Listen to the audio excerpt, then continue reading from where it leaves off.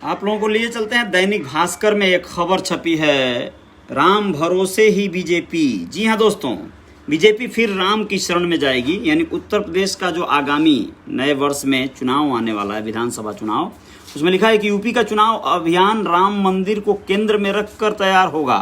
बंगाली अस्मिता की तरह भावनात्मक मुद्दों पर ही फोकस। आप समझिएगा बात को। कहने का आशय ये है कि बंगाल में ममता बनर्जी ने जो अभी मुद्दा बनाया था जिस तरह का, उसी तरह के मुद्दों पर फोकस बीजेपी भी कर रही है कहीं ना कहीं। यानी भावनात्मक मुद्दे, वो मुद्दे जो जनता की समस्याओं से जुड़े हुए नहीं हैं। आप लोगों को बताना ज़रूरी है कि बहुत सारी समस्याएं हैं जो आप लोग देख पा रहे हैं, बहुत सारी समस्याएं हैं जो इस हाल में चली गई हैं कि आप लोगों को खूब भली भांति पता है ये चीज़ें कि जहाँ पर महंगाई, यानी पेट्रोल की महंगाई, एक महीने में 18 बार जो देश पेट्रोल को महंगा होते देख चुका है, ऐसे देश में, या यूं कहें कि खाने वाला तेल 11 वर्षों में इतना हाईएस्ट रेट में पहली बार गया है। ऐसे देश में ऐसे ऐसे मुद्दों पर चुनाव लड़ेंगी बड़ी बड़ी पार्टियां। ममता बनर्जी की जो टीएमसी है वो अपने मुद्दों को बनाई थी, मतलब प्रांतवाद वाला मुद्दा, बंगाली अस्मिता का मुद्दा। लेकिन आप सोचिए कि जब भारतीय जनता पार्टी जैसी महान पार्टी, एकदम शानदार जो है, ऐसी राष्ट्रीय लेवल की पार्टी जो ऐसे मुद्दों को लेकर चुनाव लड़ने लगे, ऐसे मुद्दों पर लगे मंथन करने। दरअसल कोई मुद्दा है ही नहीं ना उतना बड़ा जो है, विकास का मुद्दा, बदलाव का मुद्दा, बेरोजगारी का मुद्दा इनके पास नहीं है। बेरोजगारी पर कितना इन्होंने वार किया, कितना ज़्यादा समाधान किया। इस विषय पे इस तरह का मुद्दा जहाँ नहीं रहेगा, वहाँ पे उन्मादी मुद्दे या अंदर से आक्रोश पैदा करने वाले मुद्दे और इस तरह की उपलब्धियाँ गिनाने वाले मुद्दे कि हमने राम मंदिर बनवा दिया, यह बहुत बड़ी उपलब्धि है। धारा 370 खत्म कर दिया, यह बहुत बड़ी उपलब्धि है। लेकिन जहाँ पर गरीबों की समस्याओं का निदान न हो सका, जहाँ पर गरीबों की समस्याएं और जटिल हो गईं, उसका निदान, उसका समाधान, या ऐसे मुद्दे कब इस देश में आएंगे? कैसे महंगाई इतनी बढ़ गई, खाने वाला तेल जिसको रोका नहीं जा सकता, अब टीवी चैनलों पर, अखबारों में, इसी दैनिक भास्कर में एक आर्टिकल छपा है कि आप अपने खाने के तेल में कंट्रोल कैसे करें। अब सोचिए, इस तरह के लेख आने लगे हैं, इस तरह के टिप्स दिए जाने लगे हैं कि आप अपने खाने के तेल की बचत कैसे करेंगे। नुस्खा बताया जा रहा है कि आप ज़्यादा डीप फ्राई न करें, ज़्यादा ये न करें, ज़्यादा वो न करें। अब बताइए, महिलाएं जो घर में लजीज खाने बनाने के लिए प्रसिद्ध रही हैं, उनके उस तड़के में ये बहुत बड़का जो है इफेक्ट डालने वाला बात नहीं है कि मतलब तेल का इतना दाम बढ़ा दिया जाए। 50% से ज़्यादा मतलब दाम बढ़ गए, 56% दाम बढ़ गए। मतलब इस तरह की चीज़ें हैं, 200 के ऊपर चले गए खाने वाले तेलों के दाम।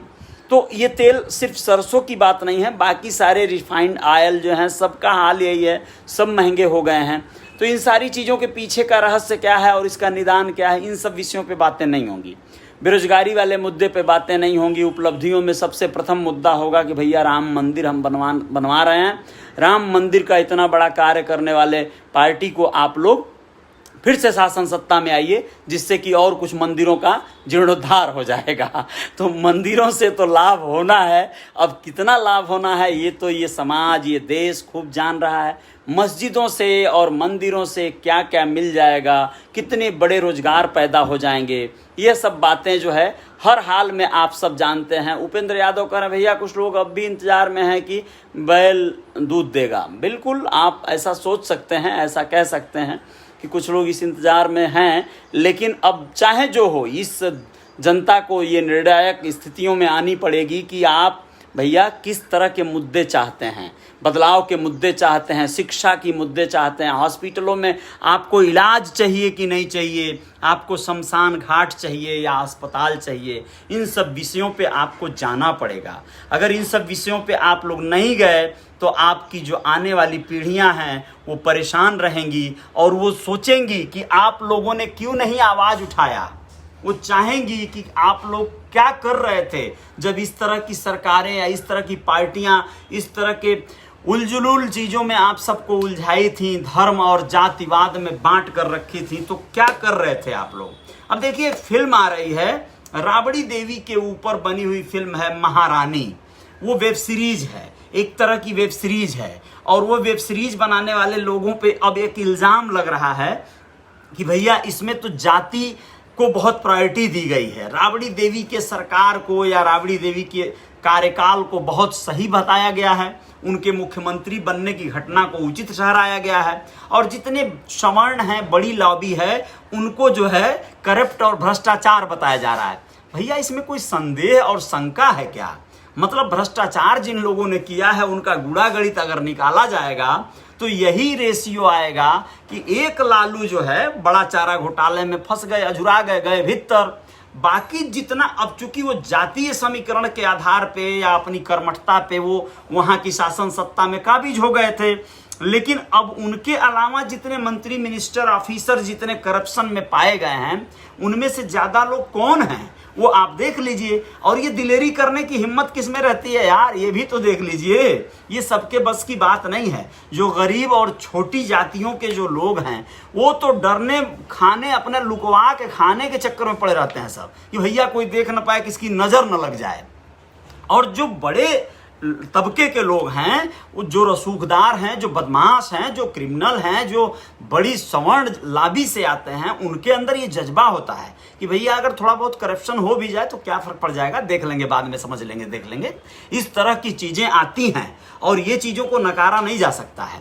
राम मंदिर मुद्दा लेकर जो है सरकार आने वाली है पुनः एक बार जय जयकार करने। उत्तर प्रदेश के आगामी विधानसभा चुनाव में सबसे बड़ा मुद्दा होगा राम मंदिर मुद्दा। भैया आपको राम मंदिर मुद्दे पे कितना वोट करना है? आपको केजरीवाल जैसा या और विकासशील कोई सोच वाला व्यक्ति चाहिए? इस तरह की बातें आप लोगों के जेहन में नहीं आएंगी। कब आएंगी मुझे नहीं मालूम। शिक्षा के ऊपर विगत दिनों बात हुई थी, बहुत सारी बात हुई थी। तो शिक्षा के मामले में भी हमारे जो विद्यालय हैं, जो स्कूल हैं, सरकारी स्कूल हैं, उनकी हालत क्या है आप लोग खूब जानते हैं। प्राइवेट अस्पतालों में नेताओं के बच्चे पढ़ते हैं और वह जो है कहीं ना कहीं यह चीज़ें चलती रहेंगी। हम अपने स्कूलों को बेहतर नहीं करेंगे, सरकारी स्कूलों को हम लोग दुरुस्त नहीं करेंगे। आप लोगों को विगत दिनों एक सूचना और मिली होगी महाराष्ट्र के ही किसी जनपद से कि एक बच्चे से, 8 साल के बच्चे से वहां के संबंधित अधिकारी एक विद्यालय का सर्वे करने के लिए डीएम आने वाले होते हैं, जिसको कोविड सेंटर बनाने की तैयारी चल रही है। तो वहां के बाथरूम को, टॉयलेट को साफ करवाया जा रहा है एक 8 साल के बच्चे से, डांट बोल के किसी तरह से उससे साफ करवाया जा रहा है। तो इस तरह की चीजें आती रहती हैं समाज में, ये चीजें आएंगी। आप लोग अस्पताल नहीं बनवाएंगे, मेडिसिन आप लोगों को पता है ना, बहुत सारे वैक्सीन को विदेशों में यहाँ से भेजा गया था थोड़े दिन पहले।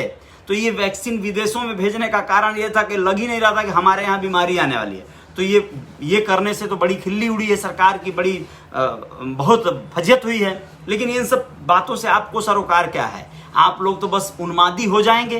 वोट डालने के लिए आप लोग सोच रहे हैं भैया हाँ यार बड़ा भारी काम हुआ है, हमारा मंदिर बन गया, हमारा स्वाभिमान बच गया।